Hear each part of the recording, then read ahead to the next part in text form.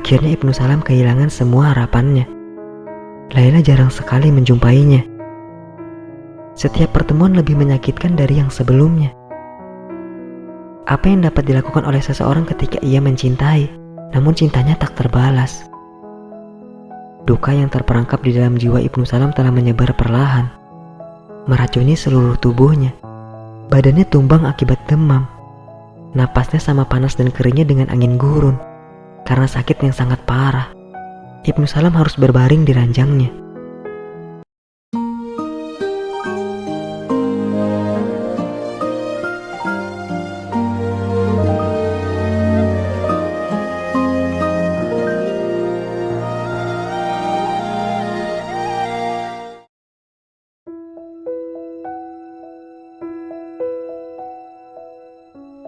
Tidak ada satu hal yang kita alami dalam kehidupan ini yang tanpa makna.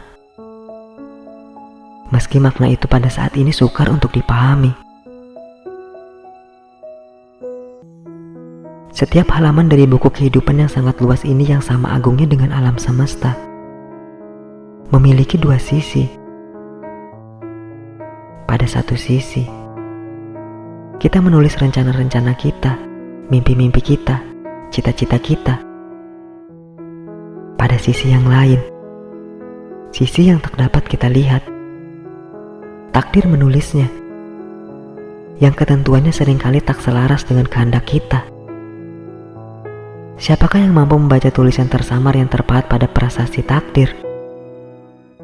Pada awalnya kita tidak dapat membaca tulisan itu. Kemudian, ketika telah dapat membacanya, kita tidak dapat menanggungnya. Pikiran-pikiran dan harapan-harapan kita, mimpi dan cita-cita kita, semua terbentang sampai ke masa depan. Namun seringkali kita membuat kesalahan-kesalahan dan harus membayar ketika perhitungan kita tidak cocok. Kita mengagumi bunga mawar dan berhasrat untuk memilikinya, hanya untuk melihat tangan kita tertusuk oleh duri ketika berusaha memetiknya. Kita menderita lapar dan dahaga serta hasrat-hasrat yang tak terpenuhi. Lupa bahwa memenuhi hasrat-hasrat itu dapat menghancurkan kita. Dan lupa bahwa dengan kehidupan tanpa hal-hal yang sangat kita dambakan dapat membuat keselamatan kita. Pada kenyataannya, takdir dan keinginan manusia seringkali bertentangan. Ketika manusia berselisih dengan apa yang telah dituliskan baginya di dalam buku takdir, dia seharusnya berusaha sekuat mungkin untuk menerimanya ketimbang memberontak dan melawannya. Karena manusia seringkali lupa bahwa apa yang tampak sebagai racun terkadang pada kenyataannya adalah madu. Ambillah Laila sebagai contoh. Bagi orang lain, dia adalah harta yang sangat berharga. Namun bagi dirinya dia adalah beban. Bagi suaminya Laila adalah permata yang keindahannya tidak ada bandingnya. Bagi Laila, suaminya adalah seekor ular berbisa yang melingkar di sekelilingnya. Di mata suaminya Laila adalah rembulan dengan segala keindahannya. Di mata Laila suaminya adalah naga yang sedang mencengkeram sang bulan di dalam rahangnya yang busuk. Demikianlah, baik Laila maupun suaminya keduanya sama menderita. Laila dari suaminya dan suaminya dari Laila.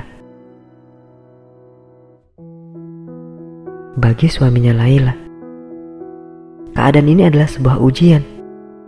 Tapi bagi Laila ini adalah sebuah siksaan berat. Bukankah Laila bagikan sebuah batu delima yang terperangkap di dalam sebongkah batu? Senjata apa yang ia miliki selain kesabaran dan kebohongan? Kenikmatan dunia apalagi yang ia punya selain cintanya kepada Majnun? Sebuah cinta yang dengan diam-diam terus ia pelihara.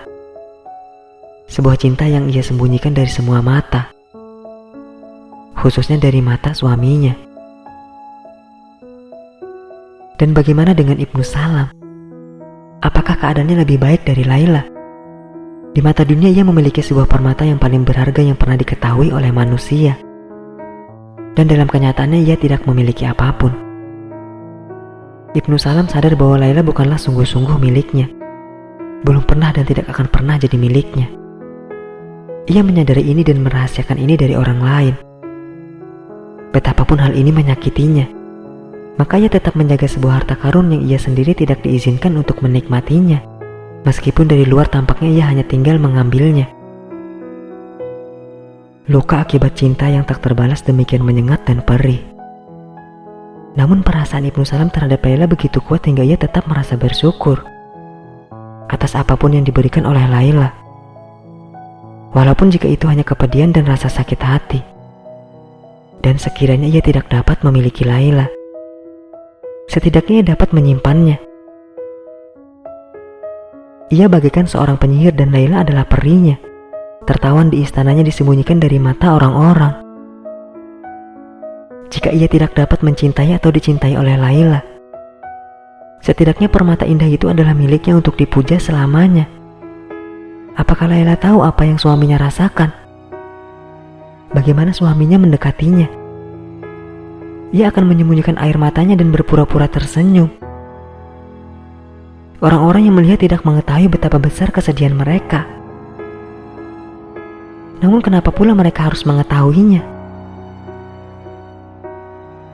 Ketika lilin yang terpencil menyala, orang-orang hanya akan melihat cahaya yang diberikan.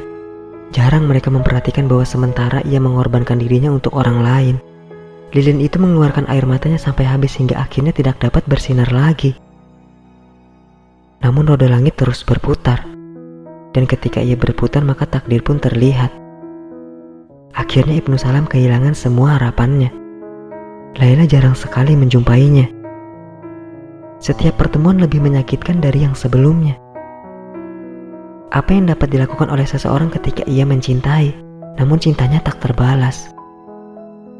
Duka yang terperangkap di dalam jiwa Ibnu Salam telah menyebar perlahan, meracuni seluruh tubuhnya.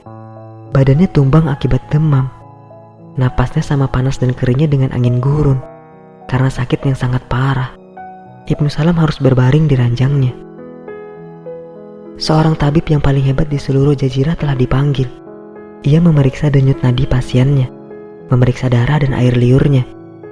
Sang tabib memberikan ramuan dan obat yang akhirnya dapat mematikan sang api. Perlahan kesehatan Ibnu Salam pulih. Dan untuk beberapa hari ia tampak bagaikan telah selamat dari bahaya. Namun segera setelah dapat bangun dan berjalan-jalan lagi, ia mulai mengacukan nasihat-nasihat dokter dan mulai memakan dan meminum apa-apa yang dilarang baginya. Demam menyerangnya kembali. Ibnu Salam jatuh. Tubuhnya lemah dari sebelumnya. Dengan gelombang pertama dari banjir, tanah yang keras menjadi gembur. Dengan gelombang kedua, ia tersapu bersih. Kali ini tidak ada yang dapat dilakukan dokter untuk menolong lelaki malang itu. Ibnu Salam masih muda, walaupun penyakit dan kesedihan telah melemahkannya. Jasmaninya yang kokoh tetap melawan serangan baru itu. Untuk beberapa hari tampak ia dapat bertahan. Namun kemudian nafasnya mulai melambat dan memendek. Hingga di hari keempat, arwahnya meninggalkan tubuhnya dan menari terbawa angin. Meninggalkan dunia yang penuh kesedihan dan lembah air mata ini. Sesungguhnya siapapun kita dan apapun yang kita miliki, semuanya diberikan kepada kita sebagai titipan. Pinjaman kehidupan ini adalah milik kita hanya untuk waktu yang singkat. Akan ada saatnya di mana kita harus mengembalikan semua yang telah diberikan kepada kita. Oleh sebab itu, manusia tidak boleh terikat kepada apa yang telah dipercayakan kepadanya. Karena hasrat untuk memiliki tidak lain dari sebuah tali yang mengikat dia dengan dunia yang fana ini, untuk mendapatkan permata yang sesungguhnya. Kita harus membuka peti mati kita dan terbang jauh melampaui menara kehidupan yang rapuh. Bagaimana dengan Laila sekarang, setelah Ibnu Salam wafat? Benarkah Laila tidak mencintai suaminya itu? Itu sangat benar. Namun secara hukum Ibnu Salam telah menjadi suaminya, dan tentu layak untuk dikasihani olehnya walaupun hanya sedikit. Laila memang merasa kasihan pada Ibnu Salam, tapi rasa kasihannya dicampur oleh sebuah perasaan kelegaan terdalamnya. Sekarang rantai yang membelenggunya selama bertahun-tahun tiba-tiba putus hingga membuatnya bebas. Seperti salah seekor hewan yang dulu oleh Majnun tercintanya dibebaskan dari perangkap pemburu. Kini ia bebas untuk menangis sesuka hatinya. Untuk menangis tanpa takut dipertanyakan atau dipandangi orang-orang. Karena sekarang tidak ada yang tahu siapa yang ditangisinya. Di permukaan tentu saja tangisnya adalah untuk Ibnu Salam. Jauh di dalam hatinya. Air matanya seperti biasa dipersembahkannya untuk Majnun. Hanya untuk dia seorang. Kini Laila telah bebas. Sebebas Majnun tercintanya. Walaupun kebebasannya dalam bentuk yang berbeda. Dalam tradisi kaumnya, kini ia harus memasang cadar di bawahnya dan tidak boleh menemui siapapun. Selama 2 tahun penuh Laila harus berada di dalam tendanya. Diasingkan dari dunia sendirian dengan kesedihannya. Tentu saja ini seperti apa yang ia inginkan. Tidak ada yang lebih menyenangkan daripada hal ini. Sendirian tanpa rasa takut. Mempersembahkan hatinya, jiwanya dan air matanya untuk satu-satunya orang yang selalu dicintainya.